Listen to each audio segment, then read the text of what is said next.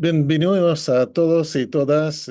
Estamos esperando a que se incorpore Patricio Pron, pero por lo pronto aprovecho para ah, dar unos datos biográficos sobre él. Es autor de 6 libros de relatos, entre los que se encuentran El mundo sin las personas que se afean y lo arruinan, La vida interior de las plantas, Lo que está y no se usa nos fulminará, y Trayéndolo todo de regreso a casa, una antología personal de los relatos escritos entre 1990 y 2020, así como 7 novelas, entre ellas El comienzo de la primavera, ganadora del premio Jaén de la novela y distinguida por la Fundación José Manuel Lara como una de las mejores obras publicadas en España en ese año. El espíritu de mis padres sigue subiendo en la lluvia. Nosotros caminamos en sueños. No derrames tus lágrimas por nadie que viva en estas calles. Y mañana tendremos otros nombres. También de la novela para niños, Caminando bajo el mar, colgando del amplio cielo. Y los ensayos, el libro tachado, Prácticas de la negación y del silencio en la crisis de la literatura. Y finalmente, no pienses en un conejo blanco: literatura, dinero, tiempo, influencia, falsificación, crítica, futuro. Como se habrán dado cuenta, le gustan los títulos largos. Su trabajo ha sido premiado en varias ocasiones, entre otros con el premio Juan Rulfo de Relato, y ha sido traducido a 12 idiomas. La revista Granta lo escogió como uno de los 22 mejores escritores en español de su generación. En 2016, el premio Cálamo Extraordinario de 2016 por el conjunto de su obra, y en el 2019 ganó el premio Alfaguara. Pron se doctoró en Filología Románica por la Universidad George August de Göttingen. Eh, Les pido disculpas por mi acento, no sé alemán. Eh, Eso es. Entonces, muy pronto, ahora sí, se incorpora Patricio.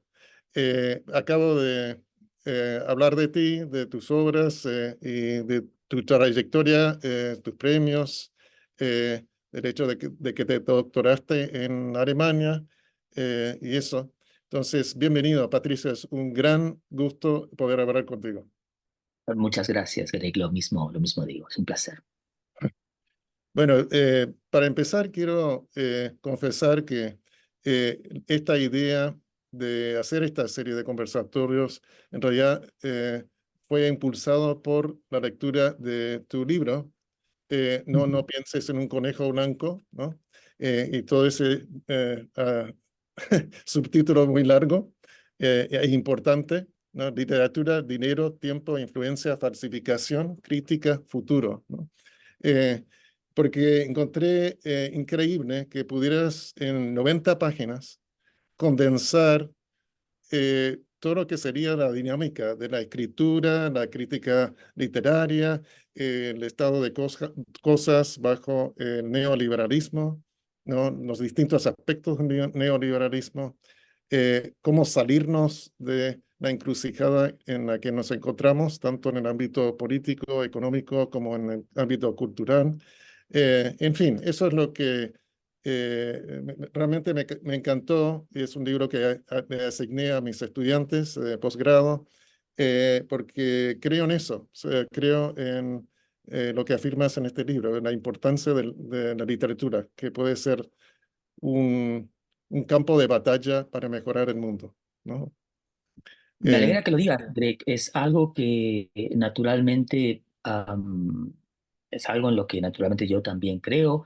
La escritura del libro fue un intento de responder a determinadas preguntas que en los últimos tiempos había estado haciéndome, al igual que han estado haciéndose muchas otras personas, en relación con cuestiones como el vínculo entre literatura y dinero, las industrias culturales, em, las dinámicas que sobre las industrias culturales. Se despliegan determinadas empresas relativamente nuevas que no acabamos de comprender del todo, que son las empresas tecnológicas, y al mismo tiempo postular una idea de futuro, mm, postular la posibilidad de que, pese a que las evidencias parecen estar en nuestra contra, es todavía posible imaginar un mundo otro, un mm, mundo en el que la literatura vuelva a ser aquello que fue durante muchos años, que es básicamente una forma para muchos de nosotros de estar en el mundo y de ser interpelados por él al tiempo que dejar nuestra huella en ellos. mm, Algunos de los aspectos del libro me tocaban más personalmente, porque naturalmente soy un escritor y un crítico literario aquí en Madrid, y, y naturalmente no estoy ajeno a los condicionantes económicos y que operan sobre nuestra profesión. mm, Y sin embargo, hay otros que me interesaban, no tocándome directamente, porque me parecía que constituían em, buenos indicadores de la forma en que algunas personas están pensando en la literatura en este momento. Por mm, ejemplo, los libros falsos de cierto influencer o la forma en que se habla de libros en plataformas como TikTok o YouTube. am, o incluso casos algo más recientes, no recuerdo si lo incluí en el libro o no, pero relacionados con, por ejemplo, el modo en que en Goodreads las opiniones de los usuarios determinan ya la suerte de los libros prácticamente al instante, sin que no haya siquiera la oportunidad para muchas personas de acceder a ellos. mm, Todas estas cuestiones que yo resumía en ese libro, asociándolas con la enorme velocidad en la que nos dimos todos obligados a actuar, eh, estaban dando vueltas en el aire y en realidad no creo haber hecho mucho más que haberlas puesto por escrito. mm. Sí, eso se vincula, creo que con otro tema que es la manera, y esto lo expones tanto en este libro como en Mañana tendremos otros nombres, ¿no? Cómo la globalización ha eh, desmoronado lo que serían las relaciones sociales, ¿no? En la sociedad, ¿no? De distintas formas, ha creado distintos tipos de alienación, ¿no? Esto que decías del tiempo, o sea, me acuerdo que en un momento dado hablas, tanto en este libro como en otros lados, de, de que la literatura requiere de tiempo, o sea, y eso va en contra del sistema, en cierto sentido, ¿no? Es contra natura, ¿no? Bueno, no sé si natura, pero contra los valores del capitalismo avanzado, ¿no? Sí, eso otorga a la literatura una especie de potencia salvífica en los términos en que Walter Benjamin o Theodor Adorno pensaban que la historia tenía una potencia salvífica. Para Ujú, ellos esta potencia, esta capacidad de la historia de salvarnos en lugar de condenarnos, que es lo que parece hacer a menudo, estaba relacionada mm, con el modo en que, digamos, determinadas cosas, como por ejemplo el arte, la música o la literatura, interactúan con los tiempos en los que son producidos y consumidos. ujú, Em, Existe, en el contexto en el que estamos, desde luego, la literatura tiene un valor que no tenía en el siglo XIX y no tuvo en el siglo XX, mm, el, sino parcialmente.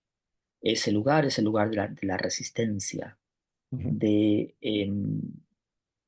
los condicionantes que operan sobre nuestras vidas y el tipo de discursos políticos y económicos que nos rodean hacen que a menudo am, la literatura se constituya, como digo, en una forma de resistencia. Es una resistencia a un uso inapropiado del tiempo, a una concepción del tiempo en el marco de la cual nuestros tiempos y los estímulos que nos rodean están determinados por máquinas que operan con nuestra atención, que tienen en nuestra atención su principal activo económico. La literatura constituye en un momento de discursos sociales y políticos muy superficiales, muy simplificados, algo parecido a una resistencia en la medida en que complejiza las cosas. ujú, No ofrece respuestas fáciles, sino que propone o nos invita a hacernos mejores preguntas. de mm, las que naturalmente emergen potencialmente mejores respuestas. Hay por último un aspecto en el que creo que la literatura es, em, am, adquiere un carácter de insurgencia o de resistencia que tal vez no tuviese en otras circunstancias, y tiene que ver con el hecho de que postula la posibilidad de un mundo otro de mm, manera ujú. continua. Claro. Nos obliga o nos invita a ponernos en los zapatos de personas que no somos nosotros. Dicho banalmente, cuando leemos un libro, estamos en la cabeza de un personaje y a menudo ese personaje no tiene la vida que nosotros tenemos. Existe una corriente de opinión muy eh, popular en los últimos años que determina que solamente deberíamos leer a aquellos autores y autoras que se corresponden con nuestro lugar de origen o nuestra clase social o nuestra edad o bien nuestras ideas acerca del mundo. Sin embargo, lo que la literatura postula y lo que la hace realmente importante es que nos lleva a ponernos en los zapatos de personas que no somos nosotros y a menudo no queremos ser. Mm, En la medida en que nos convierten en otros, por decirlo así, también nos permiten conectar con esos otros de formas que serían desconocidas para nosotros en otras circunstancias. Nos ponen a prueba nuestras ideas morales.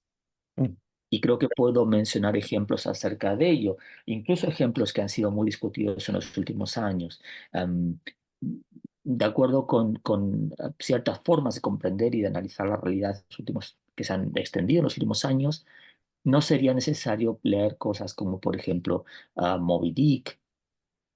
Am, no vamos a discutir la calidad de Moby Dick o su falta de ella, puesto que esto es tal vez dificultoso, pero sí podríamos decir o deberíamos decir que Moby Dick no trata acerca de un ballenero que parte de Nantucket un día del siglo XIX y persigue una ballena en un barco, sino que trata de otras cosas, ujú. y que son esas cosas las que resuenan particularmente en nosotros. Si lo pensamos bien, es posible que los libros tengan dos temas siempre: un tema visible, evidente, literal, abierto a una lectura literal del texto, y otro tema que subyace y que en virtud de que subyace, que no es explícito sino implícito, tiene el potencial de capturar nuestra atención Ujú. y ayudarnos a hacer con ella y con nuestras ideas morales cosas que no podríamos hacer de otra manera. Nos pone a prueba, digámoslo así. Por Sí. supuesto, hay buenas razones para creer poner que buenas razones para creer que no está muy bien que te pongan a prueba, pero, pero es enormemente necesario. Mm, Incluso es terriblemente necesario para, ya no solamente para nosotros como personas que leen textos y que los comprenden y piensan sobre ellos y eventualmente los estudian, sino también para nosotros como ciudadanos. ujú. La literatura es una enorme, la podemos imaginar como un gigantesco gimnasio, un gym, al que vamos a entrenar músculos que ni siquiera sabemos que teníamos. Son Mm, esos músculos los que mm, hacen posible que después comprendamos mejor los discursos políticos y el modo en que somos manipulados por ellos, así como por las fuerzas económicas, nos hace mejores ciudadanos, nos hace escoger mejor. Tiene mm. el potencial de hacer que nuestra vida no sea una pesadilla, como sucede frecuentemente cuando estamos en manos de regímenes que manipulan a sus ciudadanos. En la literatura hay un potencial de liberarnos, y por Sí. esa razón es más importante que nunca. Sí, y aborda toda una gama de aspectos de la existencia humana, ¿no? O sea, la psicología, la historia, la política, la sociología, lo cotidiano, eh, toda una serie de niveles de pensamiento, de emociones, la empatía, la simpatía, etcétera, ¿no? O sea, si perdemos eso, en cierto sentido hemos perdido todo. Sí, absolutamente. Sin embargo, está claro que hay fuerzas económicas y políticas que desean que lo perdamos todo. Exacto. Em, Más aún, hay fuerzas económicas y políticas que postulan la posibilidad de que nuestra individualidad se vea tal vez reducida o morigerada, que nos proponen la posibilidad de no ser ya personas sino usuarios, ujú, no ser ya em, compradores sino consumidores, ya no ser lectores ni fans de la música o de lo que sea o del cine, ávidos espectadores, sino consumidores de estas artes, como si estas artes solamente fuesen productos a disposición en un enorme mercado que nos rodea.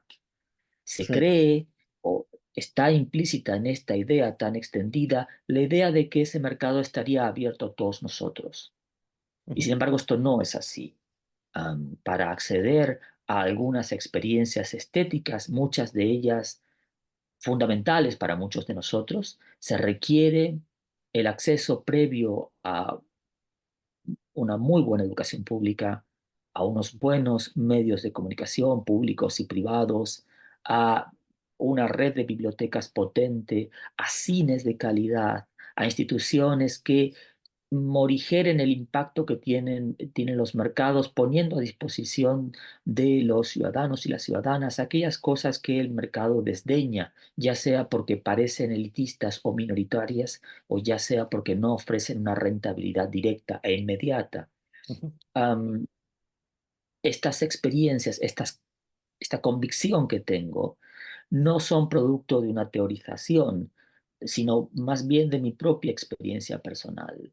ujú, Pertenezco a la clase trabajadora de Argentina, vengo de, como dije en alguna ocasión, una ciudad pobre, de un barrio pobre, de una ciudad pobre, de un país pobre, y ujú, no había nada no había nadie a mi alrededor para decirme que alguna vez los libros iban a ser importantes para mí, así como también lo iba a ser la música, cierto cine, etcétera, etcétera.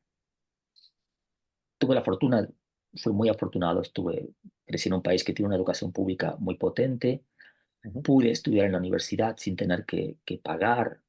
De hecho, de haber tenido que pagar, no podría yo haber estudiado en la universidad. ujú, Am, Hubiese sido naturalmente otra persona.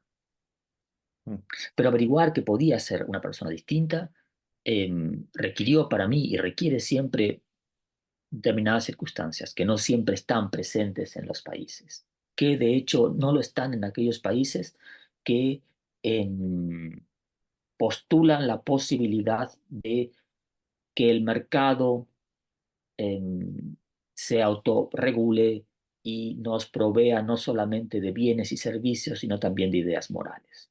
ujú, En última instancia, si lo pensamos bien, las redes sociales son la institución pedagógica por excelencia de ese mercado.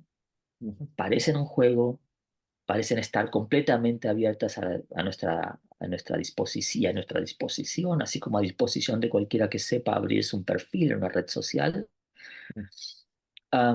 y parecen simplemente limitarse a entretenernos. Y sin Claro, embargo, ejercen sobre nosotros una función eh, pedagógica que no podemos desestimar, que no podemos subestimar, que está condicionando el modo en que vemos, ya no solamente el modo en que nos vemos a nosotros mismos y a los demás, sino incluso el modo en que conversamos con unas personas o con otras, el modo en que concebimos los diálogos, la manera en que nos posicionamos políticamente, pensamos acerca de unos políticos u otros, em, están ejerciendo sobre nuestra sociedad un efecto que no podemos sino describir como disruptivo. Y esa disrupción es determinante ya no solamente para el presente, sino también para el futuro. Como sabes sí, bien, la mitad de la población mundial vota este año, y lo está haciendo con ideas que son profundamente totalitarias. ujú, Incluso en el caso de aquellos países en los que las personas pueden votar en elecciones democráticas limpias, sus ideas tienden a lo contrario, puesto que ya son completamente postdemocráticas. En el enorme en la enorme madeja, en el enorme enredo que constituye el modo en que vemos el mundo en la actualidad, el hilo del arte, el hilo del modo en que se relacionan las palabras y el mundo es determinante. Podríamos decir que lo envuelve todo. Tenemos que deshacer esa madeja, tenemos que tirar de esos hilos, primero para comprender en qué consiste la madeja, qué hilos la componen, y en segundo lugar, eventualmente, cómo podemos desatarla, crear una nueva madeja. Para ello necesitamos ah, recuperar el control de las palabras que nos ha sido sustraído, que nos ha sido robado por diferentes instancias. Tenemos que volver a establecer acuerdos acerca de qué significan las palabras y qué es esta comunidad, este grupo de personas que utilizamos esas palabras. Ujú. Para ello, la literatura es una magnífica instancia. Y esa es la razón por la que personas como yo escribimos, no solamente para expresar una vocación y para dar cuenta de nuestras ideas acerca del mundo, sino también para participar de un esfuerzo que es colectivo, que nos atañe a todos y no solamente es estético, o mejor dicho, en la medida en que es estético, es también ético y por consiguiente es político. Sí, y no es individualista. Ni No, falta... es lo contrario del individualismo, diría yo. Claro, Consiste exacto. consiste en entender una mano. Hay Claro. muchas razones para escribir libros, naturalmente, pero hay pocas razones para publicarlos.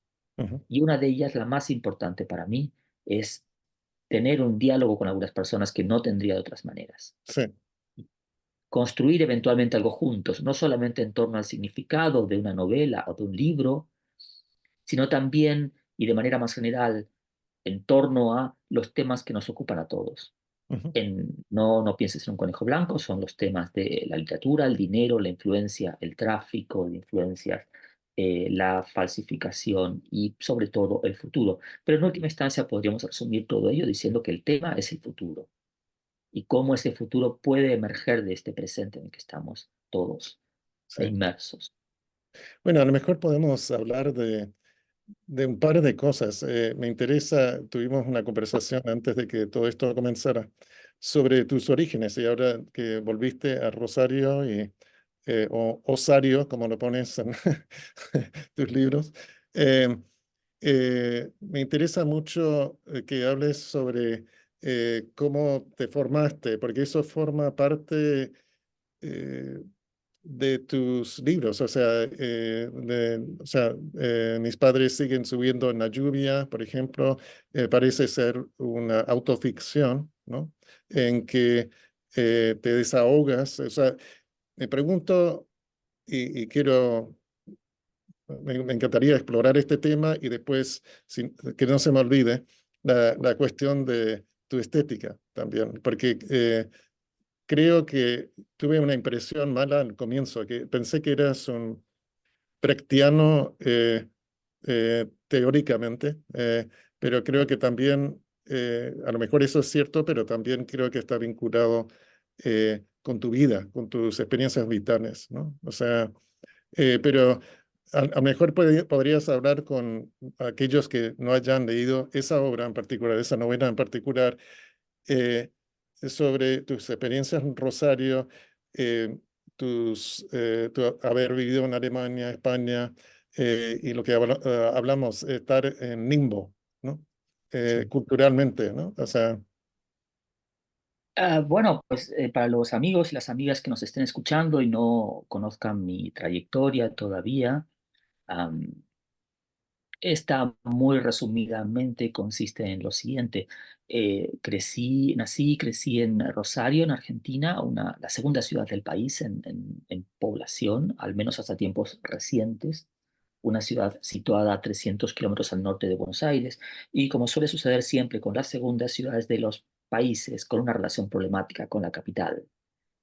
Mis padres son activistas políticos, lo eran desde antes de que yo naciese y a consecuencia de su actividad política tuvieron que ocultarse durante unos años, que fueron años muy importantes para mí porque yo por entonces era un niño. Finalmente, cuando conseguimos salir de esta situación de semi-clandestinidad en la que nos encontrábamos, que sucedió aproximadamente en 1982 o 1983, cuando la brutal dictadura argentina que comenzó en 1976 terminaba, a partir de ese momento, digo, em, yo pude completar mis estudios, comenzaría bibliotecas públicas, que fueron muy importantes en mi formación. Em, a continuación me estudié en un instituto, un colegio secundario de mi barrio, que es un barrio de clase trabajadora en Rosario, en el sur de la ciudad, y luego fui a la universidad. Tras ello, para entonces ya había comenzado a escribir algunos libros, había participado de un par de proyectos colectivos y, am, y trabajaba ya como periodista y como crítico literario. Pero no estaba del todo satisfecho con el tipo de escritor que yo era y tras, resumiendo mucho mi historia, después de terminar la universidad decidí marcharme a Alemania.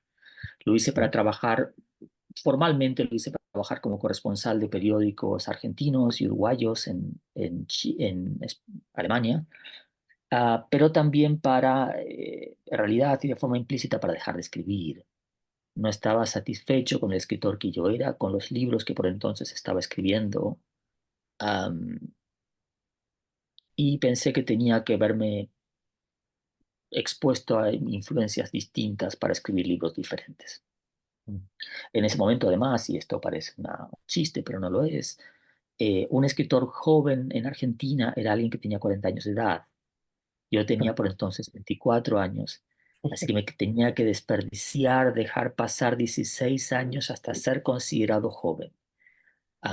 Estaba en el underground, del underground argentino, ¿no? Y no estaba muy contento con ello, así que me marché a Alemania y trabajé como corresponsal de estos periódicos durante aproximadamente 2 años, no solamente en Alemania, sino también en Europa Oriental, los Balcanes, África del Norte, mm, Oriente Medio, etcétera. Fue una experiencia, unos años muy formativos para mí. Pero pero terminaron cuando comencé a hacer mi doctorado en Alemania. Estuve doctorándome en la Universidad de Göttingen en Alemania. Allí trabajé y en una oficina kafkiana de documentación en la que fui muy, muy feliz, que mm, completó mi formación académica, digámoslo así. Am, Entre otras cosas, naturalmente, porque mi responsabilidad consistía en leer y clasificar cientos de ensayos académicos para una enorme base de datos. Y naturalmente leía y lo hacía con mucho placer a contracorriente que ya mm, existía. De modo que esa fue para mí, esos fueron años muy, muy formativos. mm, Am, Honestamente, y esto lo comento para los amigos y las amigas que estén haciendo su tenure en este momento y estén pensando en hacer una carrera académica, yo también quería hacer una carrera académica. Lo que sucedió fue que, y estaba dispuesto, desde luego, como digo, a recorrer esta especie de embudo en que consiste la vida académica. Muchos entran y solo muy pocos salen finalmente. Em, Sin embargo, no resultó posible por diferentes razones. Y hace 15 años, en 2008, comencé a vivir en España, en Madrid. mm, Aquí, naturalmente, comencé a publicar libros, a trabajar para algunas editoriales y para algunos periódicos como crítico literario. Y afortunadamente mis libros han alcanzado sus lectores y sus lectoras. Decías hace un momento que yo he ganado algunos premios y aunque desde luego esto es cierto, me gusta pensar que son mis libros los que los ganaron. mm, Am, para mm, mí todo es comenzar de nuevo. Yo me veo todo el tiempo como alguien que está empezando algo. mm, Y afortunadamente la literatura ofrece esa posibilidad de empezar de nuevo en el sentido de que no importa cuántos libros hayas escrito antes, cuántos ensayos hayas producido, cuántos artículos hayas entregado a la prensa, em, cada vez empiezas de nuevo, cada mm, vez tienes que volver a recordar quién eres y cómo escribes y por qué lo haces. Y en ese sentido, digámoslo así, nunca hay realmente una carrera, nunca hay realmente una progresión. Esas son cosas que hacen bien en creer los editores y los críticos literarios y los periodistas, pero en realidad am, un artista en general y en particular un escritor es alguien que está naciendo todo el tiempo. mm, Y no lo digo yo, lo dijo alguien tan importante como Bob Dylan, que dijo, an artist is somebody in a permanent state of beginning. mm. Um, Creo que son palabras muy acertadas para describir qué es lo que hacemos. O sea, y navegabas en realidad hasta cierto grado entre tres culturas, ¿no? Bueno, cuatro. O sea, la Argentina, Alemania, España y Chile, porque tu esposa es chilena, ¿no? Sí, sí. Eh, y Perdona, sí. no, no, no, te iba a decir, sí, o sea, me acuerdo de la última obra que publicó Vonnegut antes de morirse, ¿no? Creo que hasta Ujú, donde sé, que se llamaba A Man Without a Country, sí. ¿no? Un hombre sin país, ¿no? Entonces, Ujú, eh, esa idea de que estás en limbo, pero que acá vuelvo un poco a tu infancia, a tu estética, o sea, teoría estética, ¿no? eh, lo que te impele, lo que te lleva adelante es una pasión por el conocimiento, eh, un querer también se ve en el caso de el espíritu de mis padres, a desahogarte, ¿no? O sea, a lo mejor, y me pregunto si es así, si es parecido en algo al caso de Laura Alcoa, ¿no? Con la Casa de los Conejos, ¿no? Eh, también es una mezcla sumamente interesante de, del yo y el otro, ¿no? O sea, pienso que en cierto sentido eres un escritor muy parecido a Piglia, ¿no? El ujú, Piglia, al menos de los diarios de Emilio Renzi, ¿no? Eh, y hay varios cuentos que tienes, Dos huérfanos, 10.000 hombres, en donde hay estos dos, o sea, doppelganger, hay desdoblamientos, ¿no? Eh, y donde es difícil distinguir al que escribe del personaje, a veces, de las experiencias autobiográficas, de las experiencias eh, objetivas, para decirlo de alguna forma. Bueno, has mencionado a Piglia, que es uno de los escritores que yo más he admirado y admiro, uno de quienes considero, uno de los que considero mis maestros.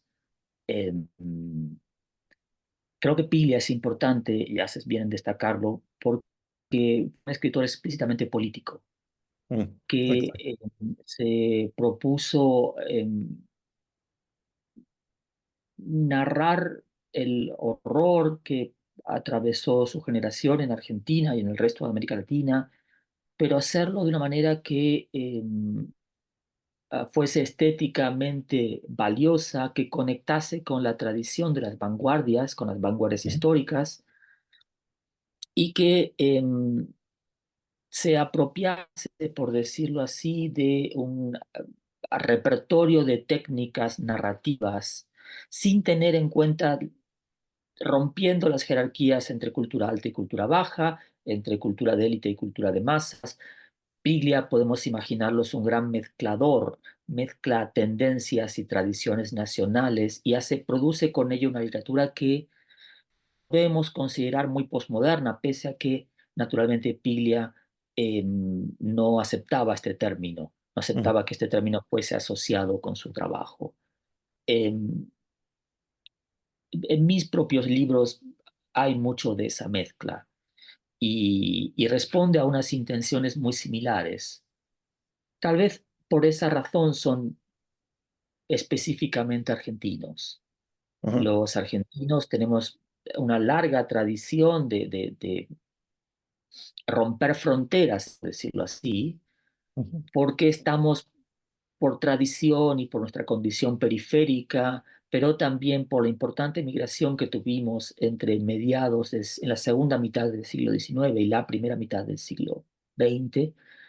Como digo, en virtud de esos factores, tenemos una enorme cantidad de personas que provienen de em, Europa principalmente, pero también de Oriente Medio. ujú, Y mi propio caso este es también mi propio caso. Mis abuelos paternos provenían del Piemonte, en el norte de Italia, en la frontera con Francia, ujú, y mis abuelos maternos vienen de Suiza, del cantón germanoparlante de Suiza, muy cerca de Berna. ujú, En esta doble condición de latinoamericanos con raíces, con vínculos muy estrechos con Europa, siempre hemos estado mezclando cosas y apropiándonos de cosas. Y nuestros mejores escritores y escritoras lo han hecho. Lo hizo Jorge Luis Borges, naturalmente, lo hizo Macedonio Fernández, lo hicieron Victoria y Silvina Ocampo. Lo han hecho más recientemente escritores como Sergio Chekfek o Silvia Molloy, em, Marcelo Cohen, Elio Gandolfo, César Aira, naturalmente, y el propio Piglia, a quien tú mencionabas, por quedarnos en la generación previa a la mía propia.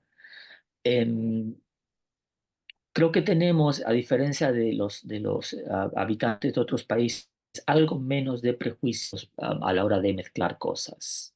ujú, Y en ese sentido, tal vez em, nos hayamos parecido antes o hayamos llegado antes al punto en el que se encuentran muchos países en este momento.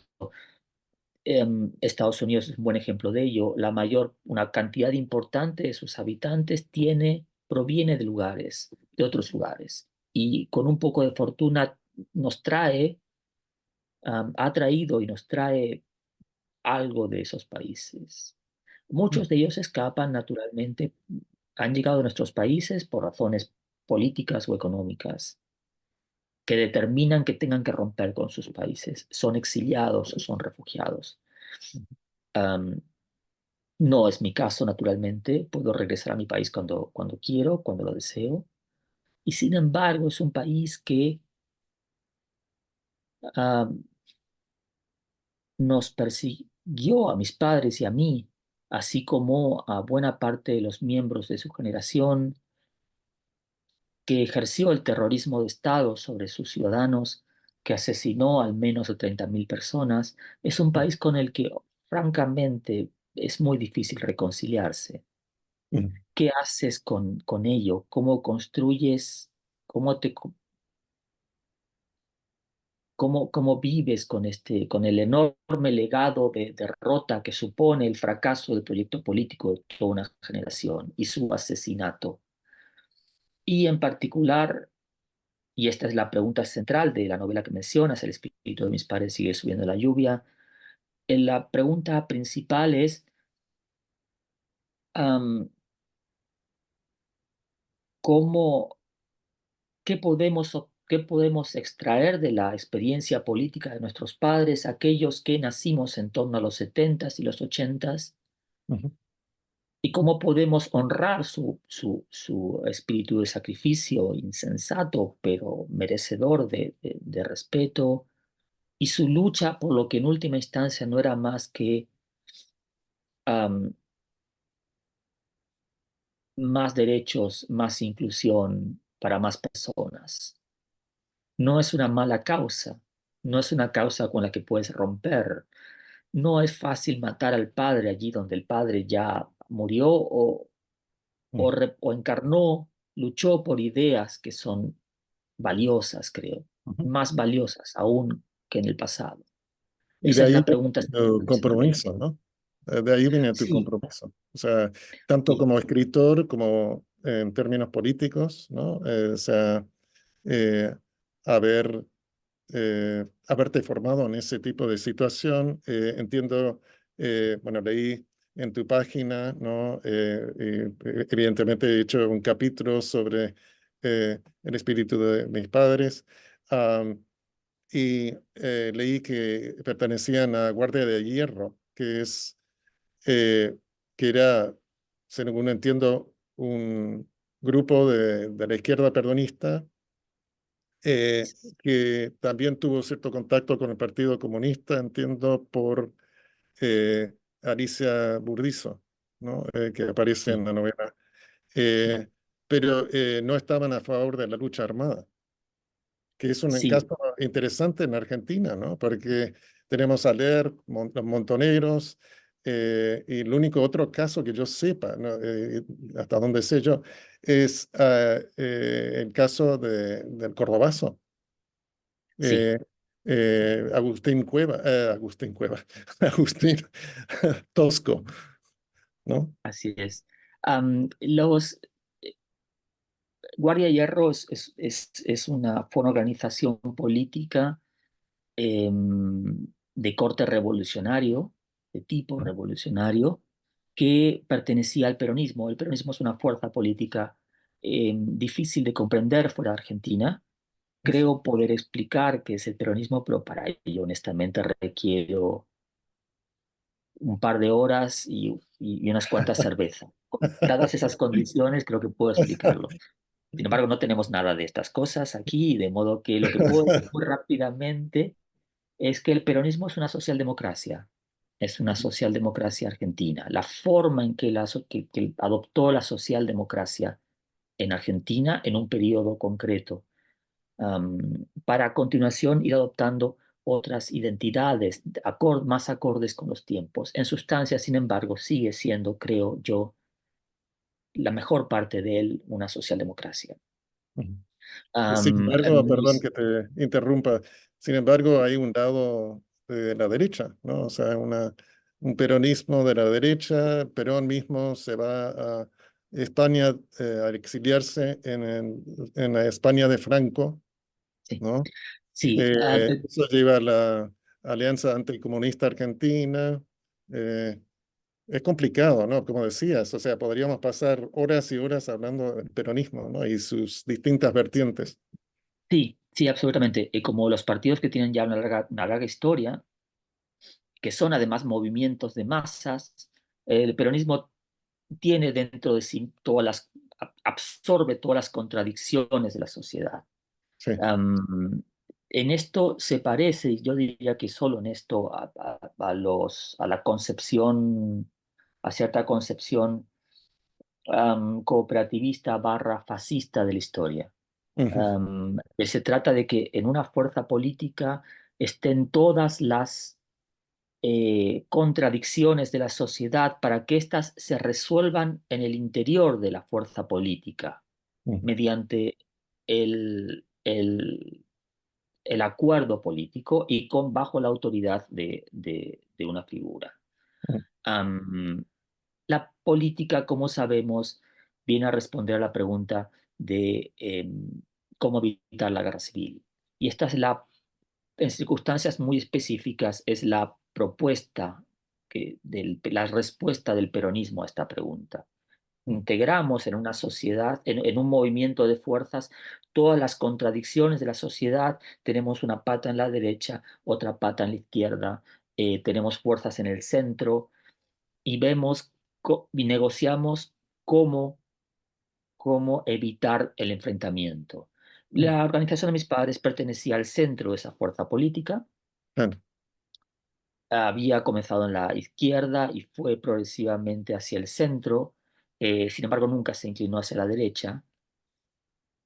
Y fue, como decías bien, un raro, un extraño, un poco habitual caso de una fuerza política que en el furor revolucionario de los 60s y 70s en América Latina eh, rechazó la posibilidad de acceder al poder con las armas.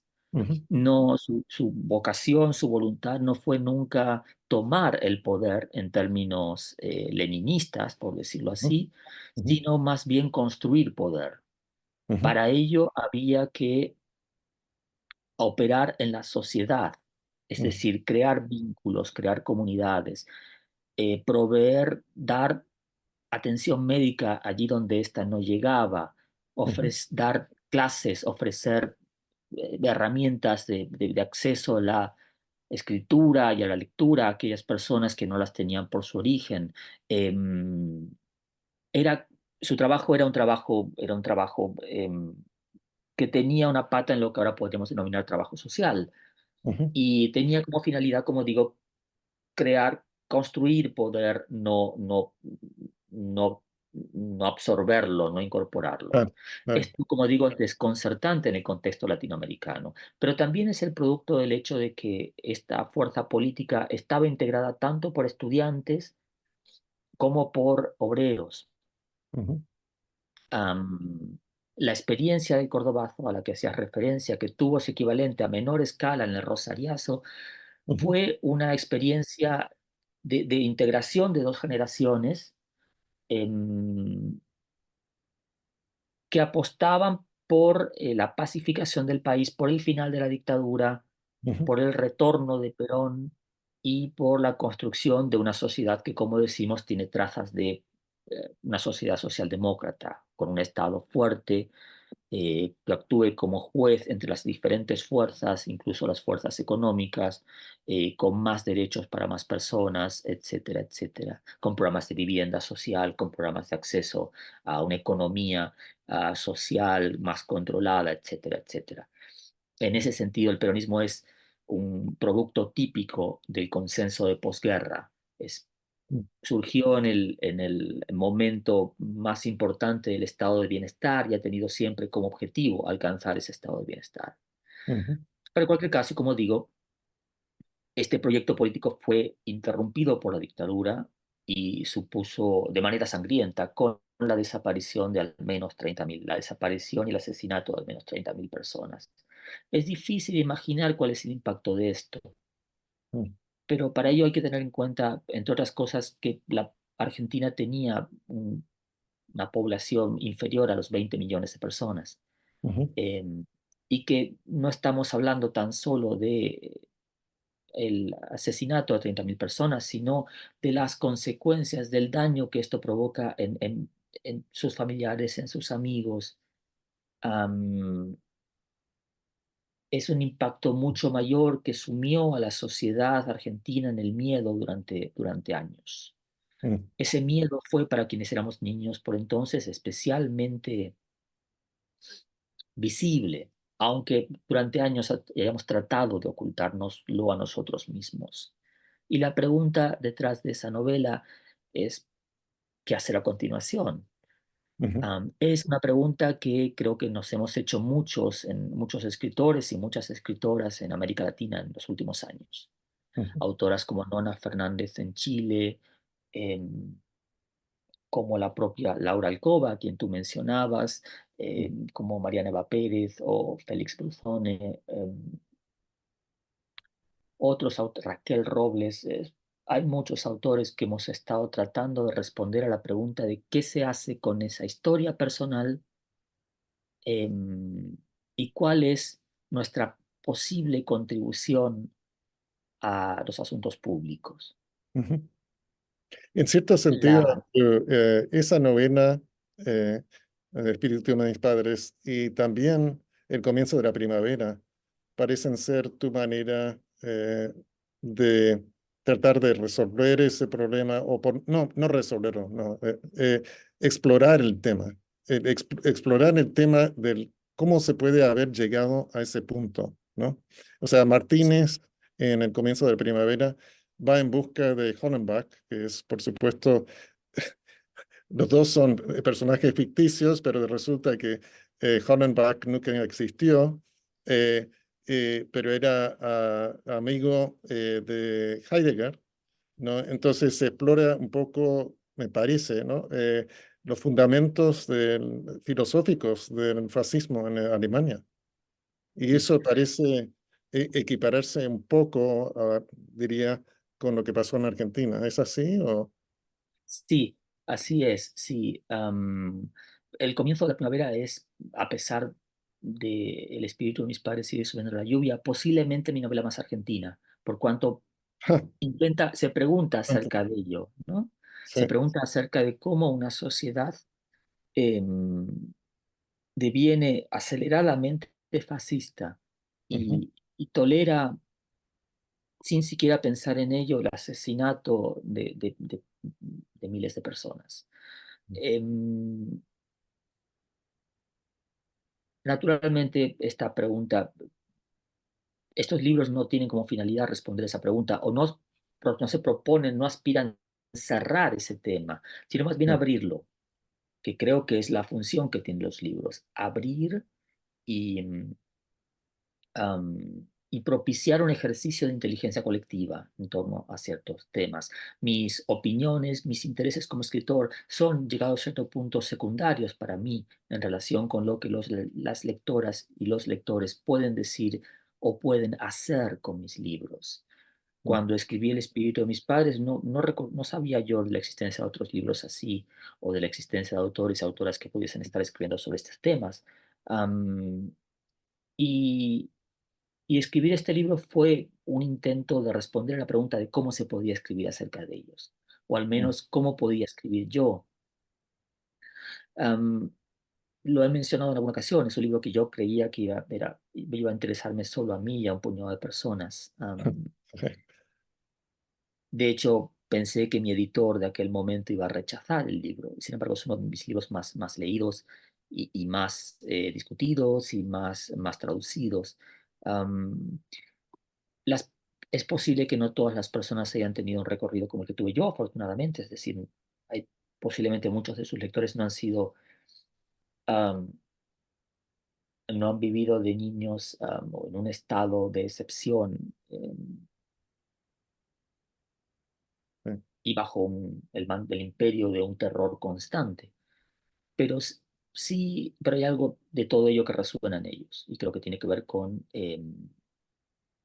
la pregunta de qué se hace, quiénes fueron los padres de nosotros ujú, y, y qué nos han dejado, cuál es el mandato que tienen para nosotros ujú. y cómo expresarlo, cómo estar a la altura de él. Sí, sí, una dialéctica en ese sentido, ¿no? O sea, por un lado, eh, porque en mi caso fue parecido, como creo que te conté, ¿no? O sea, estuvimos en Córdoba en los años 60. Mi padre era teólogo de la liberación, mi madre estaba interesada en la pedagogía del oprimido, Ujú. eh, y vivimos la dictadura de Onganía, que claro, no tiene nada que ver con la última dictadura, ¿no? O sea, pero igual, o sea, hubo represión, la Alianza Anticomunista Argentina llegó a tocar a nuestra puerta.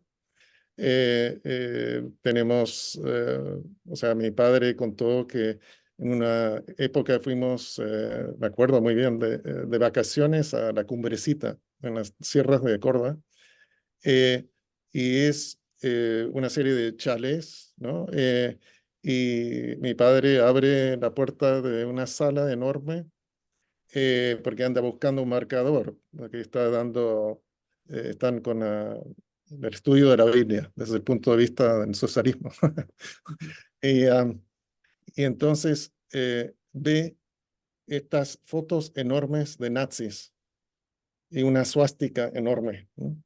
O sea, no fue lo que fue la Guerra Sucia, pero fue duro igual, ¿no? Y por eso creo que tus libros me llegan tanto, ¿no? Me Ah, alegra mucho que lo digas. Han sido escritos para, para otros. En realidad, hablamos hace un momento del narcisismo y de cómo en realidad la literatura es un ejercicio contrario al narcisismo. Es divertido bromear acerca del ego de los autores y las autoras y algunos de ellos evidentemente no los tienen bajo control.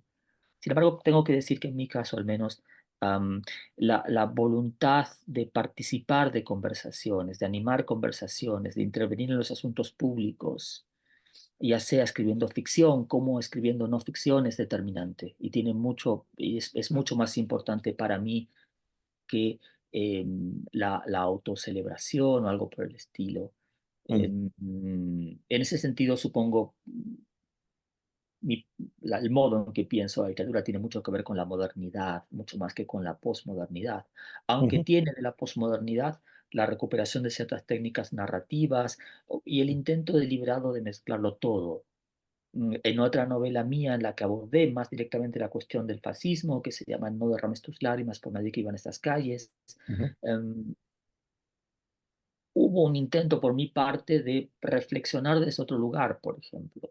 Se trataba de tomar, de tratar de responder desde el punto de vista narrativo a la pregunta de por qué razón una y otra vez las estéticas más de izquierdas, entre comillas, son postuladas y creadas por personas que pertenecen a la derecha, ujú, lo que explica por qué el futurismo italiano, la primera de las grandes vanguardias históricas, acabó fusionándose con el Partido Fascista Italiano. ujú, Em, Estas contradicciones parecen difíciles de comprender y tal vez dan la impresión de no ser especialmente relevantes. Sin embargo, sí lo son en un momento como el actual, en el que que existe una corriente de opinión muy importante que establecería que solo debemos leer a autores y lectoras con cuyas ideas morales coincidamos. ujú. Sí. Mm, Por el contrario, yo pienso que debemos leer con particular atención a aquellos autores y aquellas autoras cuyas ideas nos parecen am, repudiables, Ujú, y no solamente como un ejercicio eh, de contrainteligencia del tipo de quien trata de conocer a su enemigo, sino también y sobre todo porque es durante la lectura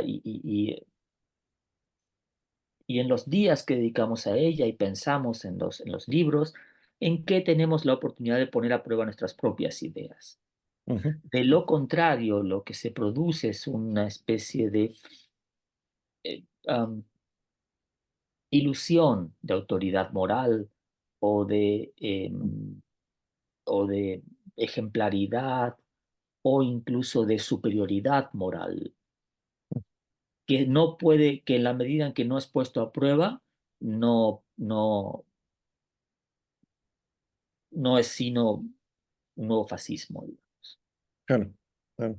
Ahí es donde se vincula con tu estética, ¿no? O sea, cómo combinas distintos géneros en el espíritu de mis padres, incluyes fotografías, bueno, la carpeta de tu padre, que incluye artículos periodísticos, fotos, hay testimonios, etcétera, y el lector te va siguiendo, o sea, digo pero en realidad Por supuesto. es un narrador protagonista que bien puede ser, bien puede ser o sea, bien puede ser que sea tú, ¿no? Ya, Eh, y entonces te vamos siguiendo en tu pesquisa, eh, y tú a tu vez vas siguiendo a tu padre, ¿no?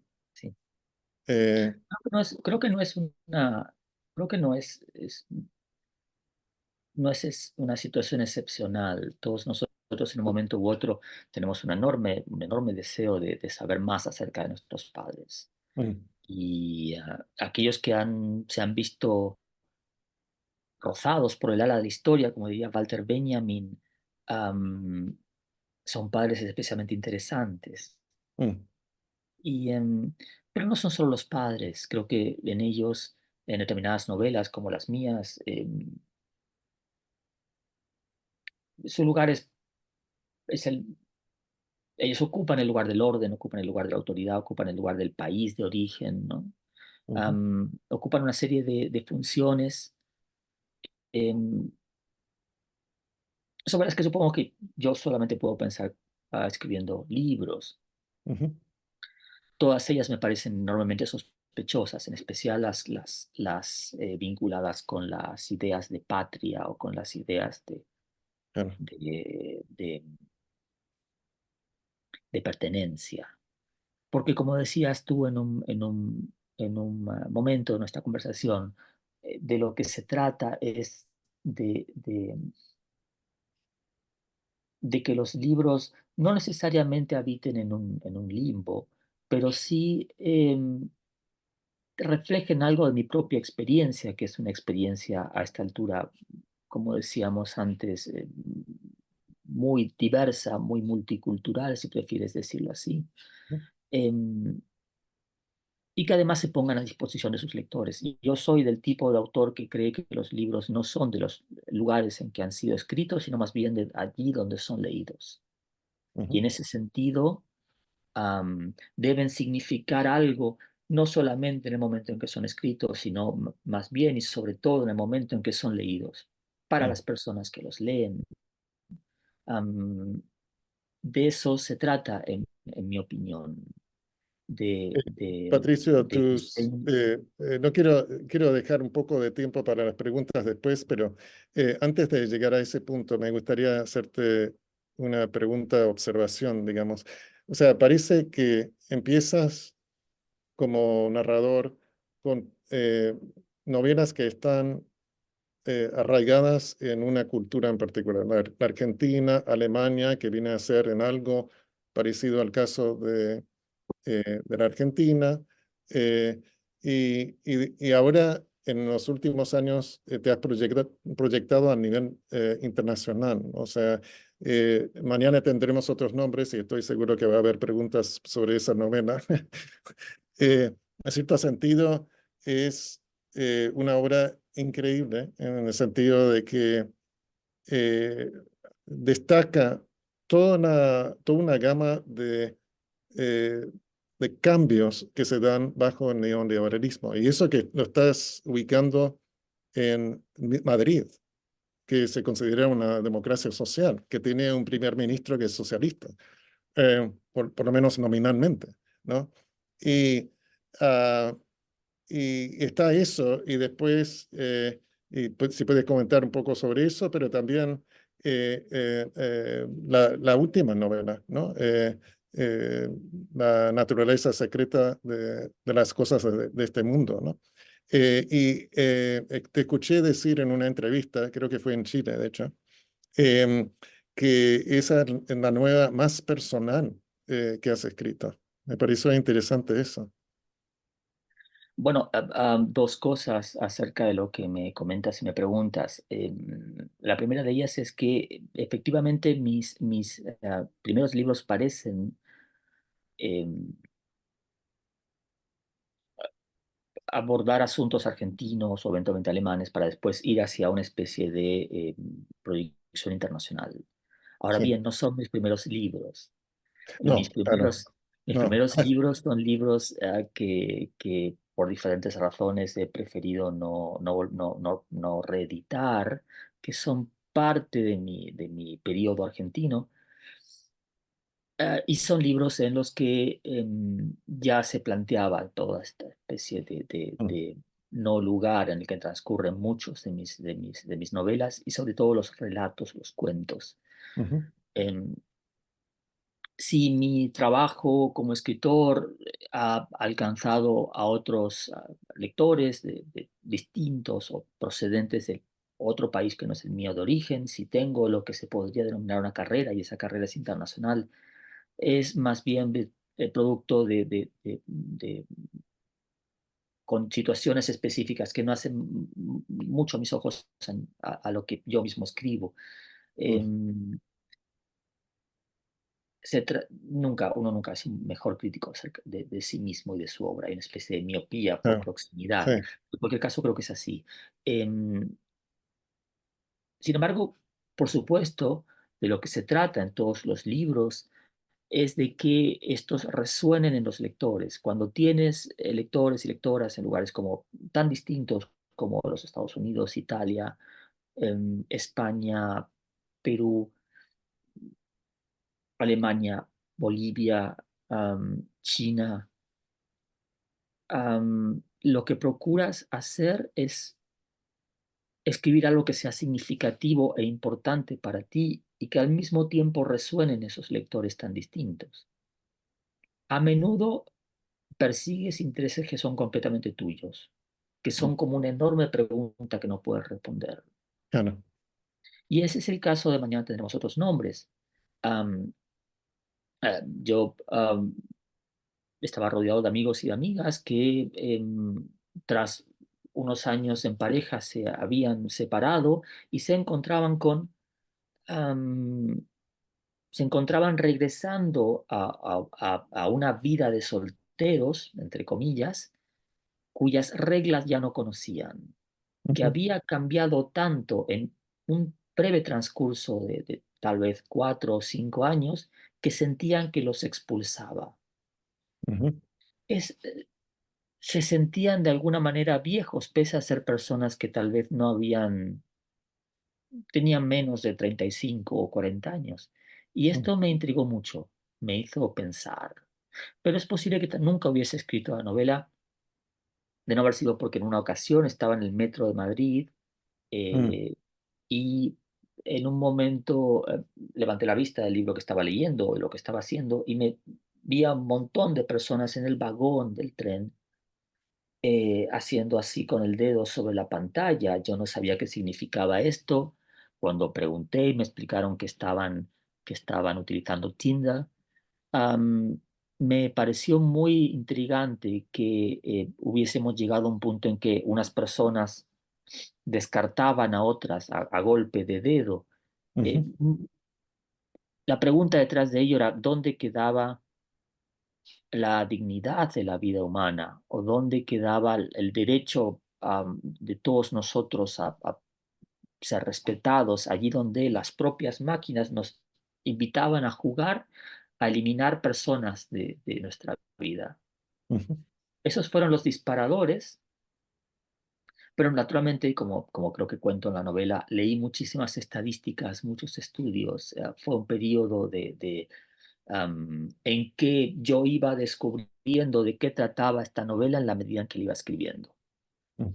Am, y, y, em, y es curioso que haya resonado tan profundamente en algunos lectores. Supongo que sus historias son más interesantes que la historia de él y ella, que es narrada en este libro, pero en cualquier caso, digámoslo así, la de él y ella es una historia que permite contar otras historias y o ha permitido a algunas personas así contar la suya propia, que es algo que siempre es, para mí como escritor, especialmente maravilloso. Sí, sí, y la relación entre él y ella es lo único que sobresale. O sea, hay un fin feliz, por así decirlo, eh, de una forma compleja, pero el mundo pareciera estarse desmoronando a su alrededor, ¿no? Y sin embargo, al final ellos vuelven, ella con un bebé y ahora son tres, y eso. Y en ese sentido refleja bastante bien, o sea, fenomenalmente bien, las relaciones sociales bajo el neoliberalismo, ¿no? O sea, y en cambio, en la última novela, o sea, la naturaleza secreta de las cosas en este mundo, es curioso, o sea, eh, Edward, en cierto sentido, se desvincula con todo lo que es eso. O sea, se desvincula del mundo neoliberal, en cierto sentido. Claro, está vendiendo su potencia de trabajo, trabajando en un hotel, en un restaurante, trabajando, limpiando edificios con estos inmigrantes que son él crea su propia comunidad, Sí, ¿no? sí. ¿Eso es lo que querías comunicar con esa, bueno, una de las cosas que querías comunicar con esa novela? Es desde luego una de las cosas que quería contar y en realidad conecta bastante bien, ahora que lo dices, con Mañana tendremos otros nombres, en el sentido de que ambas novelas son novelas acerca del presente, Mm, que es un tiempo del que siempre es muy difícil hablar. mm, En un momento cuando se estableció el consenso entre los críticos y los lectores y las lectoras de que yo era un buen escritor de novelas que transcurrían en el pasado, no necesariamente novelas históricas, pero sí novelas que transcurrían en el pasado, mm, empecé a sentir un gran deseo, un gran anhelo de escribir acerca del presente, que como digo es la época más difícil de la que escribir, puesto que carecemos de una distancia, lo que llamamos perspectiva histórica para narrar, para ujú, abordar el presente. ujú. En particular, este presente es especialmente complicado. Recuerda lo que sostenía Antonio Gramsci, el filósofo y politólogo y activista político italiano, que en alguna Ujú. ocasión dijo la siguiente frase: el viejo mundo no acaba de morir, el nuevo mundo aún no ha nacido, es la hora de los monstruos. Sí, El presente es la hora de los monstruos, tal vez de exacto. forma permanente, pero lo Sí. es especialmente en este momento en que Ujú. diferentes circunstancias, em, las tecnologías disruptivas que nos rodean, em, el aumento de o regreso bajo un nuevo disfraz de viejas ideas de corte fascista, am, y la reducción de recursos naturales que está determinada por no solamente por el impacto que tenemos en el planeta, sino también por el hecho de que hemos alcanzado una cifra em, poblacional completamente absurda que insoportable en el sentido de que el planeta no puede soportarla, no puede producir los Ujú. recursos para todas estas personas. Estas cosas, digo, nos hacen ser más conscientes que en el pasado, que estamos en la hora de los monstruos, Ujú. de Ujú. que vivimos un presente intolerable, pero tal vez no incorregible. Sí, quisiera terminar por el momento y después pasar a unas preguntas, pero quisiera terminar con una frase, o sea, una cita de Edward hacia el Ujú. final de la novela, ¿no? Que me parece algo increíble. Necesitamos la ficción para convencernos de que las cosas pueden ser distintas de como son, para continuar creyendo que existe algún tipo de diferencia entre lo que hacemos y lo que aparentemente solo imaginamos, y porque en nuestro deseo de comprender la naturaleza secreta de las cosas en este mundo, sentimos una necesidad irreprimible de consuelo, ¿no? Eh, Edward lo ha dicho, yo no puedo decirlo mejor. Muy bien. Bueno, vamos a pasar a las preguntas. Tenemos un par de preguntas. Una pregunta del Perú. Muchas gracias por el conversatorio. Escribí mi proyecto de grado de la maestría sobre su novela. Mañana tendremos otros nombres. Mientras leía la novela y aún mientras escribía el ensayo, me pregunté si usted sentía nostalgia de las formas de seducir que se han ido transformando. Yo no pude evitar la nostalgia de otros tiempos. No voy a decir mejores, pero sí tan diferentes. Interesante. ¿Cuál es el nombre de nuestra amiga, nuestro amigo que No nos escribe? dice, dice Vale, IEI Perú. vale, pues muchas gracias por haber escrito acerca de mi trabajo. am, y gracias por tu pregunta, naturalmente. Por mi parte, no siento especialmente nostalgia de los tiempos pasados. No soy una persona nostálgica, es un rasgo de carácter, no, no. Posiblemente una especie de ejercicio de resistencia infantil a mi padre, que es historiador y es una persona muy nostálgica. Yo no lo soy, como digo. Em, y yo tengo, soy- aún recuerdo con bastante claridad cómo las personas que crecimos pues, en una sociedad atravesada por el machismo, éramos forzados a seducir y ser seducidos.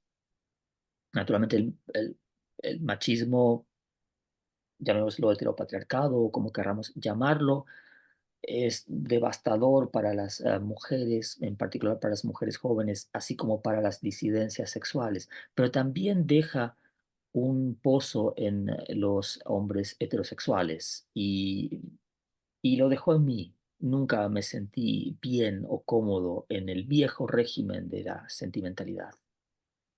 Es posible que tampoco me sintiese del todo cómodo en el actual, pero creo que al menos hemos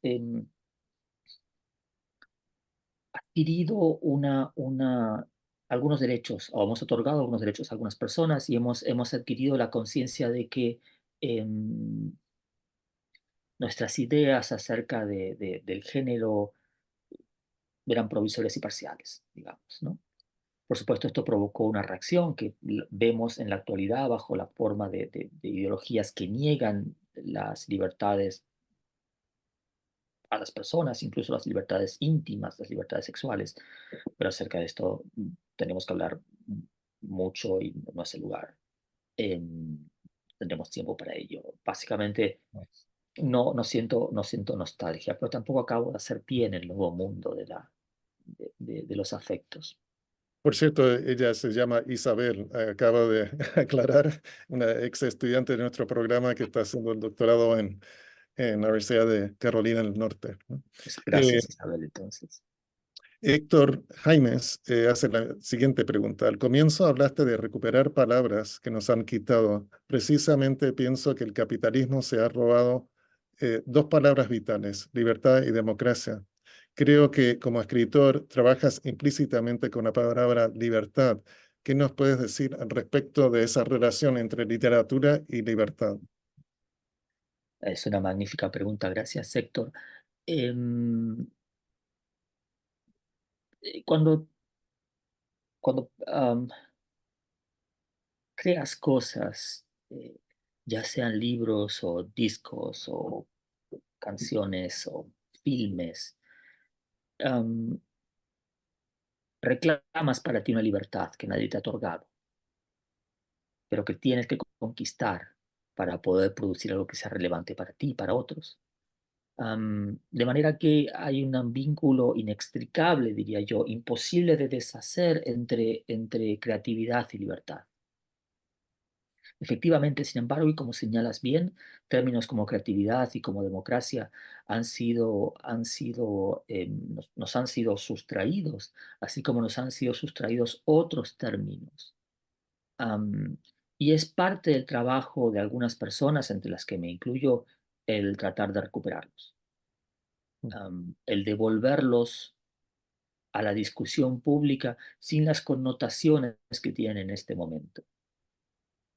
En algunas ocasiones requiere una escritura muy explícita y es la que naturalmente yo practico cuando trabajo en los periódicos, por ejemplo, en las revistas, o cuando participo de conversaciones como esta, em, pero a veces tienes que hacerlo de forma implícita y y es lo que sucede en este caso. Perdón, es lo que sucede cuando escribes novelas, cuando casos como el de Mañana tenemos otros nombres. Am, para mí es una novela am, no especialmente provocadora, y sin embargo me impresionó mucho descubrir que en países como Perú, como Bolivia, en determinados círculos en México y naturalmente en países como China, la novela era leída como algo enormemente provocador. Mm, Me hizo pensar que a pesar de que creemos vivir bajo un régimen por completo globalizado, aún hay características nacionales y agendas específicas en cada uno de los países que determinan que reciban los libros y ciertas propuestas am, de manera distinta. Y esto, desde luego, me apenaba, no por mi libro o no por mí, sino más bien porque evidentemente para algunas personas en esos países el ser ellos mismos era más difícil que en España o que en Argentina. mm. Bueno, tenemos otra pregunta de John Gibson que dice, usted decía en el artículo Desconcierto amoroso en la época de Tinder en el país de 2019 que utilizaba pronombres y letras para los nombres en mañana tenemos otros nombres para conseguir el carácter universal. ¿Por qué usted eligió las letras específicas A, B, G, D, E, F, J, M, S en vez de A, B, C, D, etcétera? ¿Y por qué B, G en vez de B? Parece que tienen algún significado, porque no parecen aleatorias. Gracias. Am, Gracias a ti, Jeff.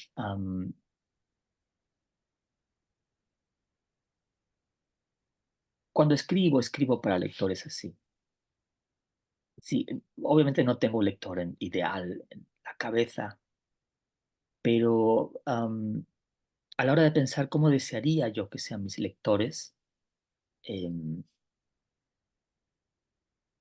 pienso en lectores como Jeff, lectores mucho más inteligentes que yo o menos tontos y, y muy capaces de em, leer a contrapelo, por decirlo así, de extraer de los libros cosas que los libros dicen, pero que no dicen en voz alta. Efectivamente, Jess tiene razón, hay una razón por la que estas siglas aparecen y no otras. Inicialmente, la idea era que tuviesen un orden alfabético, que fuesen A, B, C, D, E, F, G, etcétera. Am, Debería serlo así, en realidad, A, B, C, D, E, F, G, etcétera. Pero luego me pareció que iba a ser muy evidente. Así que traté de encajar las letras del abecedario atribuyendo, en mi cabeza por lo menos, esas letras a determinados nombres, nombres muy populares en España. Por ejemplo, en España hay muchas Pilares o aún más frecuentemente María Pilares, de modo que tenía que aparecer una M o una MP. am, pero hay un chiste personal, un chiste interno en la novela que BG es naturalmente Begoña, que es un nombre que es bastante popular en España. Y aquí la trampa es que hay dos letras de su nombre y no solamente una. Uno deja pistas, trazos en los libros y a veces cuando tienes la fortuna de tener buenos lectores, los lectores y las lectoras naturalmente los encuentran. Es, es maravilloso que así sea. Sí. Bueno, tenemos dos más, pero me voy a enfocar, puede ser el mismo, eh, la misma persona, pero dice, imaginar otros mundos es fácil, llegar a ellos es otra cosa. ¿Cuál es la praxis política necesaria para llegar a ellos en este momento histórico? Se plantea la pregunta desde la izquierda, no desde la derecha. Muchas gracias a la persona que ha hecho esta pregunta. Yo lo veo de dos maneras. Em,